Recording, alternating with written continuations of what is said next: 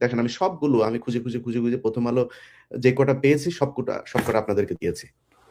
সেখানে স্পষ্টভাবে বলছে তারেক রহমান, এই তারপরে বাবর, হারিস সহ 4 জনের নাম দিয়েছে। এরা নাকি মহা দুর্নীতিবাজ। তেল চুপচুপে তারেক রহমান কার্টুন এঁকেছে আলপিনে। আমি দিয়েছি আমার এই ফেসবুকের ওই পোস্ট দেখেন। দিস ইজ প্রথম আলো। যদি আপনি মনে করেন মানে আপনি কোন পয়েন্টে আসবেন ভাই বলেন? কারণ আপনি এটারে যদি বলেন মব, তাহলে ৭১ টিভিতে যে হামলা হইলো, গাজী টিভিতে হামলা হইলো, এর আগে সময় টিভিতেও হালকা পাতলা হামলা হয়েছে। তাহলে এই ওগুলি এর আগে বসুন্ধরার ভেতরে যায়, তারপরে বসুন্ধরা গ্রুপের মিডিয়াতে ওইখানে কেউ হামলা হয়েছিল। তাহলে সেগুলো বিচার করেন। আর যদি না মনে করেন যে না আমরা একটা বিপ্লবী সরকার, আমরা একটা বিশেষ পদ্ধতিতে আমরা এসেছি, তো বিশেষ পদ্ধতিতে যদি এসে থাকেন তাহলে বিশেষ পদ্ধতিতে যাদের রক্তের বিনিময়ে আসলেন তাদের বিচার করবেন না? তাদের হত্যার বিচার হবে না এই দেশে? সময় টেলিভিশনে মানুষ আজকে কেন রাস্তায় নামে? কারণ আপনাদের যেই কারণে মানুষ আপনাদের বসিয়েছিল কোনোটাই মানুষ পায় নাই, কোনো মানুষ পায় নাই। আজকে হাদি মারা যাওয়ার পরে স্বরাষ্ট্র উপদেষ্টা, পুলিশের উনি বিশেষ প্রতিনিধি, আইজিপির উপরে ক্ষমতা আপনার খোদা বক্স। এই খোদা বাক্স বউ পোলাপাইন শালা টালা দিয়া টাকা কামাইতেছে। স্বরাষ্ট্র উপদেষ্টা, আত্মীয় স্বজন সব যা আছে। কালকে প্রথম আলোতে গিয়েছে পুলিশের আইজিপি। পুলিশের আইজিপি কেন গিয়েছে জানেন?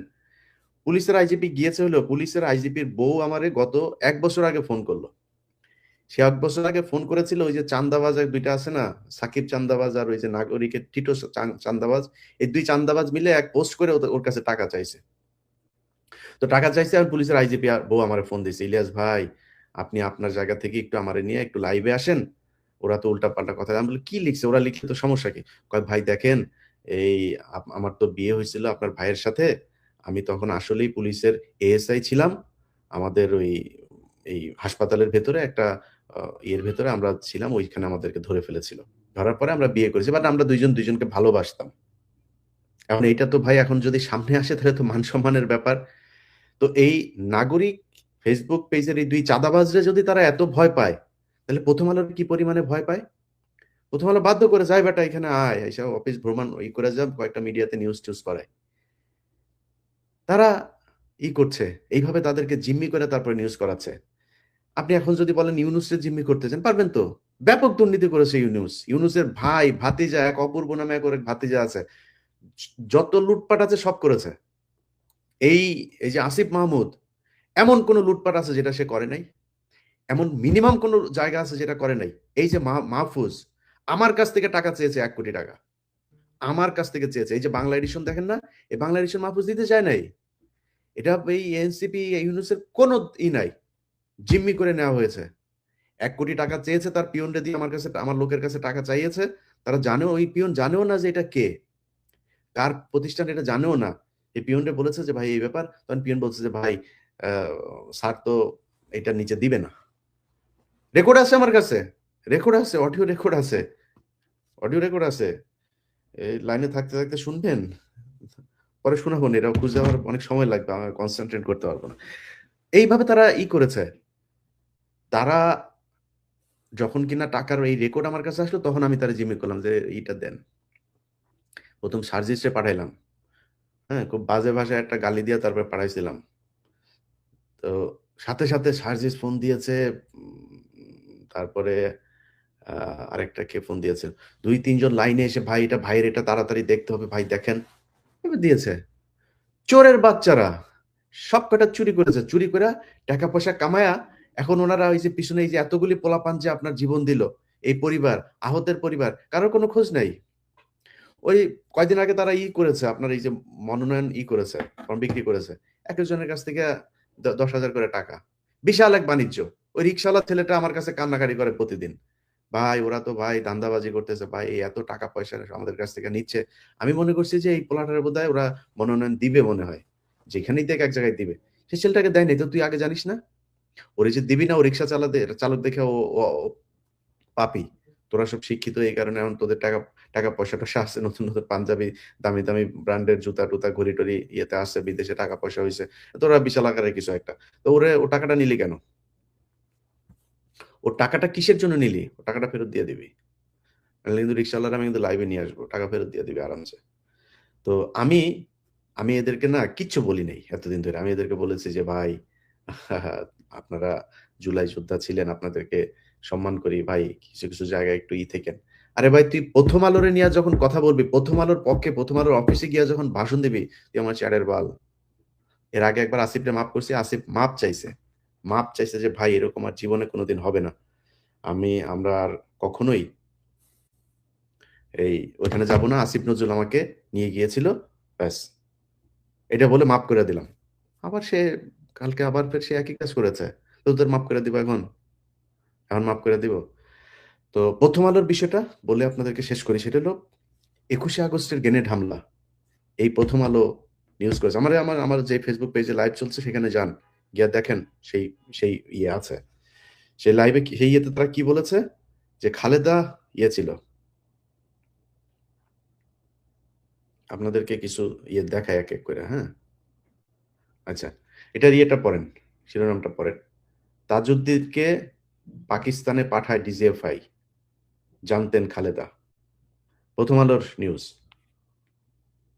আচ্ছা।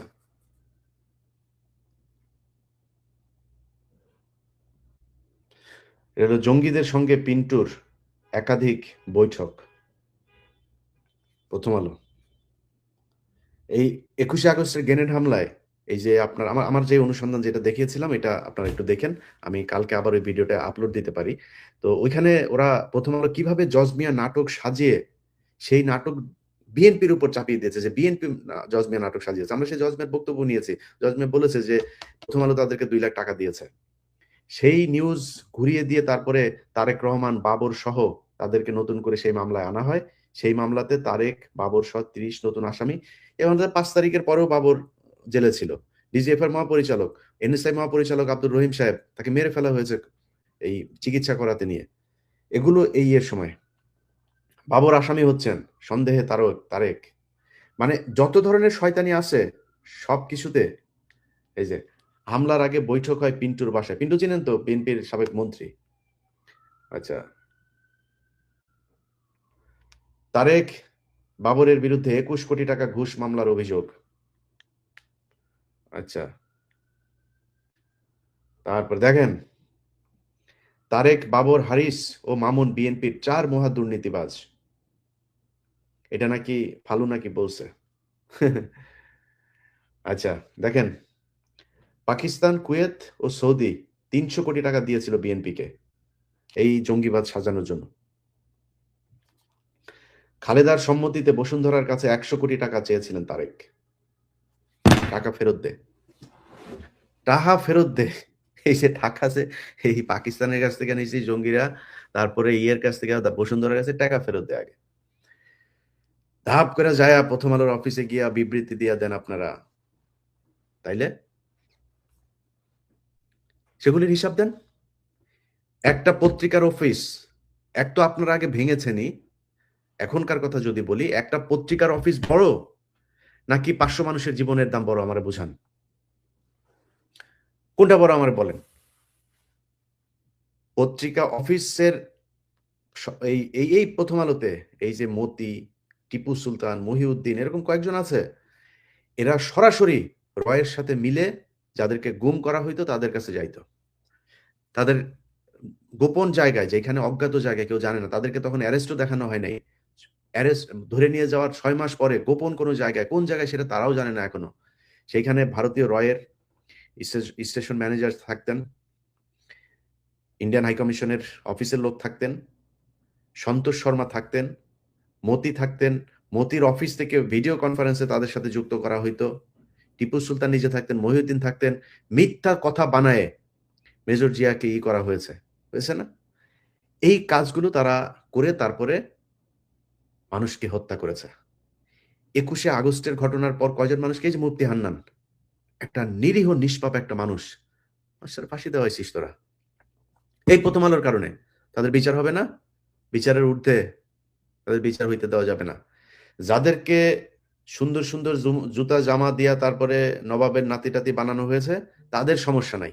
এই দেশের মানুষের সমস্যা আছে 'প্রথম আলোতে'।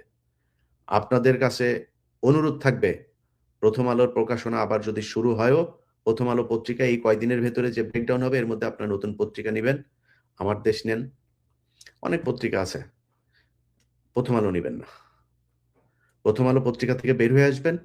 প্রথম আলো সহ এই বিপ্লব যেই কারণে হয়েছিল, আজকে মানুষরা আপনারা মাঠে নামলে বলেন মব, যে মানুষগুলো মারা গিয়েছে 24 সালে, এই মানুষগুলো মারা যায় নাই? মিথ্যা কথা নাকি এটা? মামলার আসামিরা বাইরে ঘুরে কেন? পেট ভরে গিয়েছে এজন্য এটা নিয়ে আর এখন কথা বলতে মনে চায় না? পেট ভরে গিয়েছে? ভাই তোমরা কি? তোমরা এই যে এনসিপির কয়েকজন যে ফাল পাড়তেছো, তোমরা কিডা ভাই এই দেশের? কি তোমরা কি আমারে বলো?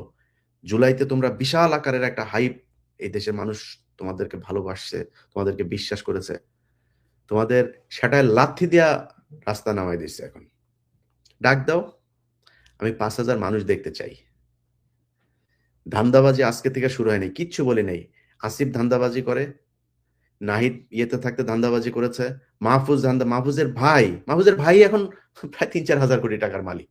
আমি মাহফুজকে জিজ্ঞেস করছিলাম যে, আচ্ছা ভাই আপনার ভাই এরকম করে কেন? কয় ভাই আমি বলে দিয়েছি যে ভাই আমার ভাইয়ের সাথে যেন আর কেউ যোগাযোগ না করেন। জিজ্ঞেস করেন, ওরা জিজ্ঞেস করেন এই কথা হইছে কেন? উনি করেন না, উনার ভাই করেন, উনি কিচ্ছু বুঝেন না। সবকটা দুর্নীতিবাজ, সবকটা দুর্নীতি করে গিয়েছেন। দুর্নীতি করে তারপরে তারা এখন একটা সুশীল হয়ে একটা এমপি হইতে চান। ওরা, আমি ওরা জিজ্ঞেস করলাম যে এই যে যেদিন বাংলা এডিশনের উদ্বোধন, সেদিন এই হাসনাত সার্জিদ ওদেরকে কিন্তু আমি বিশাল সম্মান দিয়েছি ভাই। ওরা বিএনপির এত বড় বড় নেতারা, আমির খসরু ভাই, তারপরে অনেক বড় বড় নেতারা গিয়েছেন। জামাতের প্রায় পুরো টিম, জামাত মানে ওই দিন আমি তো আসলে এখানে থেকে অ্যারেঞ্জমেন্ট করতে পারিনি। জামাতকে একটা অপমান করা হয়েছে সেদিন। আমিও জামাতের এই ভাইটাই সবাই গিয়েছিল। মানে জামাতের খালি আমির, নায়েবে আমির বাদে সবাই গিয়েছিল সেদিন। ওগুলো ঠিক মতো আমি আপ্যায়নও করতে পারিনি। এদের চোদনে জুলাই যোদ্ধার বাবা এই সে, এদেরকে দিয়েই আমরা উদ্বোধন করিয়েছি। ওইদিন এই হাসনাত সার্জিদ এদেরও আসার কথা ছিল। আসিফ আগের দিনও বলেছে আসবে। মাহফুজ দেখবে, আসে নাই পরে যদিও। যাই হোক, তো তারা আসার কথা বলে পরে আর আসলো না। মারামারি হইলো গোপালগঞ্জে। তো আমি প্রোগ্রাম বাদ দিয়ে যখন শুনলাম ওইখানে হামলা হয়েছে, আমি বললাম যে ভাই কি সমস্যা, ওইখানে কি হয়েছে? আমি বললাম তো আপনারা লোকজন নিয়ে যাবেন না, আপনারা ব্যাকআপ নিয়ে যান নাই? লোকজন কোথায়? কয় ভাই লোকজন তো আমরা আনতে পারিনি, আমাদের ফান্ডের সমস্যা। ফান্ড কেন? তার ১ সপ্তাহ আগে কথা হয়েছে আমার সাথে। এই আসিফ আর মাহফুজ টাকা কামাবে, সেই টাকা ওরা নাকি নির্বাচন করতে খরচে লাগবে। হ্যাঁ? সার্জিসের মুখের ভাষায় যে এটা খরচের টাকা, ভাই খরচের টাকাটা তো দরকার আছে, ওরা দেওয়ার কথা ছিল, ১ টাকাও দেয়নি। এখন আসিফ নাকি বলছে যে আমার টাকা পয়সা শেষ। এই হচ্ছে তারা চাঁদাবাজ ভাই। কোনো সমস্যা ছিল না, চাঁদাবাজ তো এই দেশে এরপরে যারা ক্ষমতায় আসতেছে তারাও চাঁদাবাজি শুরু করে দিয়েছেন। চাঁদাবাজি তো হচ্ছে, কোনো সমস্যা নেই। কিন্তু এই চাঁদাবাজির মাঝখানে তারা প্রথম আলোর পক্ষে কথা বলবে আর মাইনে নিব, এইটা অস্তিত্বের লড়াই। এই দেশে এই যে দেশকে জঙ্গি বানানো হয়েছে, এটা এদের কারণে। ভুলে যাও মাদ্রাসার স্টুডেন্টদের কথা, আলেমদের কথা ভুলে যাও। এরা নেমে এসেছিল সেদিন। সবচাইতে বেশি মানুষ এই যাত্রাবাড়িতে মারা গেছে কারা? তারা মাদ্রাসার ছেলে পেলে, লাশের পর লাশ পড়েছিল সেখানে। সেই তাদেরকে ভুলে গেছেন? তাদেরকে জঙ্গি বানায় আবার ফের প্রথম আলোকে দিয়ে আবার জঙ্গি নাটক সাজায়ে তারপরে করবেন। এটিও, এন্টি টেররিজম ইউনিট যেটা, এটিও গতকালকে জেল গেট থেকে একটা ছেলেকে ধরে নিয়ে আসছে। তার জামিন হয়েছে। অনেক বছর পরে কালকে বের হয়েছে। তাকে ধরে নিয়ে আসছে। আমি এই ঝামেলা-টামেলার কারণে আমি এটাতে সময় দিতে পারি নাই। এটিও ভালোই বলি ওরে ছেড়ে দিয়েন। এই দেশ জঙ্গিবাদের দেশ না। আমরা খুবই লিবারেল মুসলিম আমরা। আমরা কোনো টেররিজম, কোনো এগুলোতে আমরা বিশ্বাস করি না। বিপ্লব চলছে দেশে। আপনি যদি নাকি মানতে না চান যে কেন হবে, এ করা হবে। আ বিপ্লব চলছে। ওইদিকে দাদাকে এই ফ্রান্সের পুলিশ জিজ্ঞেস করেছে। ওইখানকার ইন্টেলিজেন্স জিজ্ঞেস করে কথা বলেছে তার সাথে যে কিসে হচ্ছে, জবাব দিয়েছে। বলছে, "হ্যাঁ, এই হচ্ছে।" খুব সুন্দর জবাব দিয়েছে। আমারে এখানে একবার ডেকেছে। আমি বলছি, "হ্যাঁ, হচ্ছে তো। আমাদের দেশে তো এখন যুদ্ধ চলছে। এই দেশে তো কোনো গভর্নমেন্ট নেই। আমাদের অ্যাকর্ডিং টু কনস্টিটিউশন আমাদের দেশে কোনো গভর্নমেন্ট নেই। যে আমাদের প্রধানমন্ত্রীকে ওরা বের করে দিয়েছে। বের করে দিয়ে এখন একটা এই টেররিস্ট গ্রুপ তারা ক্ষমতা ধরে রাখছে।" আমি বলছি